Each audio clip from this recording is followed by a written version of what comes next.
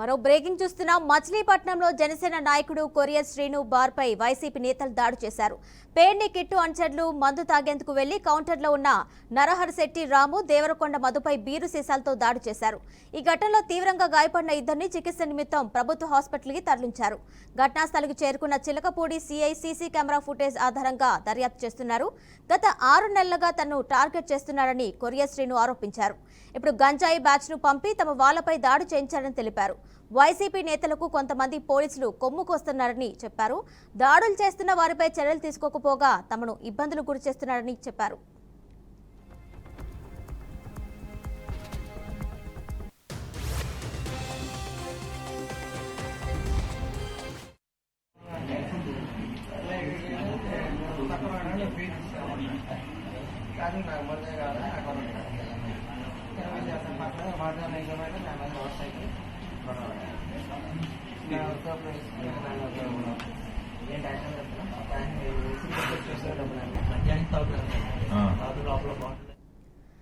మచిలీపట్నంలో జనసేన నాయకుడు courier Srinu బార్పై YCP నేతలు దాడి చేశారు. పేర్ని కిట్టు అనుచరులు మందు తాగేందుకు వెళ్లి కౌంటర్లో ఉన్న నరహరిశెట్టి రాము, దేవరకొండ మధుపై బీరు సీసాలతో దాడి చేశారు.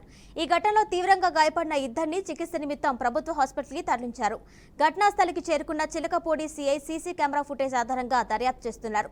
గత 6 నెలలుగా తను టార్గెట్ చేస్తున్నారని కొరియర్ శ్రీను ఆరోపించారు. ఇప్పుడు గంజాయి బ్యాచ్ ను పంపి తమ వాళ్లపై దాడి చేయించారని తెలిపారు. వైసీపీ నేతలకు కొంతమంది పోలీసులు కొమ్ము కాస్తున్నారని చెప్పారు. దాడులు చేస్తున్న వారిపై చర్యలు తీసుకోకపోగా తమను ఇబ్బందులు గురి చేస్తున్నారని అన్నారు. దీనిపై మరింత సమాచారం మా ప్రతినిధి ఏడుకొండలు అందిస్తారు. ఏడుకొండలు చెప్పండి, మచిలీపట్నంలో అయితే జనసేన నాయకులపై వైసీపీ నేతలు దాడి చేసినట్టు తెలిసింది. దాని సంబంధించిన డీటెయిల్స్ ఇవ్వండి. కిరణ్మయి, ఇటు కృష్ణా జిల్లా మచిలీపట్నంలో రాజకీయ కక్షలు బొగ్గమంటున్నాయని చెప్పుకోవచ్చు.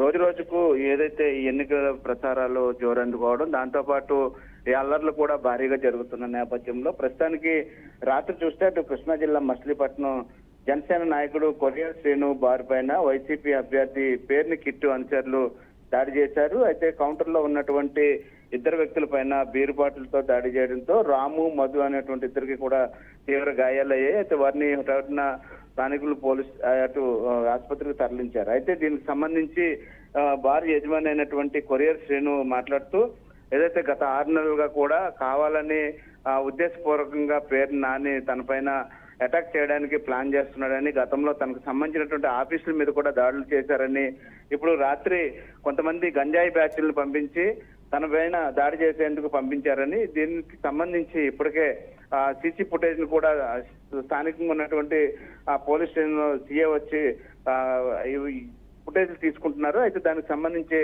పూర్తిగా సహకరిస్తున్నామని చెప్పారు. అయితే ఈ ఇటీవల రాజకీయ కక్షలు అనేది భారీగా పెరిగిపోతున్నాయి. 2 రోజుల క్రితం ఏదైతే అమ్మవారి ఆలయం వద్ద జరిగినటువంటి గొడవల్లో కూడా అటు వైసీపీకి చెందినటువంటి కొంతమంది వ్యక్తులను అరెస్ట్ చేశారని చిలకలపూడి పోలీస్ స్టేషన్ కు వెళ్లి నిన్న పేరుని నాని తన కుమారుడు కిట్టు ఇద్దరు కూడా ఆందోళన చేసినటువంటి పరిస్థితి. అయితే అదే రోజు సాయంత్రం అంటే నిన్న రాత్రి ఈ యొక్క దాడి ఏదైతే జరిగిందో ఈ దాడి ఖచ్చితంగా రాజకీయ కక్షతోనే, గతంలో పేరు నాని అనుచరుగా ఉన్నటువంటి ఈ యొక్క కొరియర్ శ్రీనును కావాలనే టార్గెట్ చేశారని, తనకి ప్రాణహాని ఉందని కూడా ఇప్పుడు కొరియర్ శ్రీను అయితే చెప్తున్నటువంటి పరిస్థితి. ప్రస్తుతానికి పోలీసు వచ్చేసి దర్యాప్తు చేస్తున్నారు.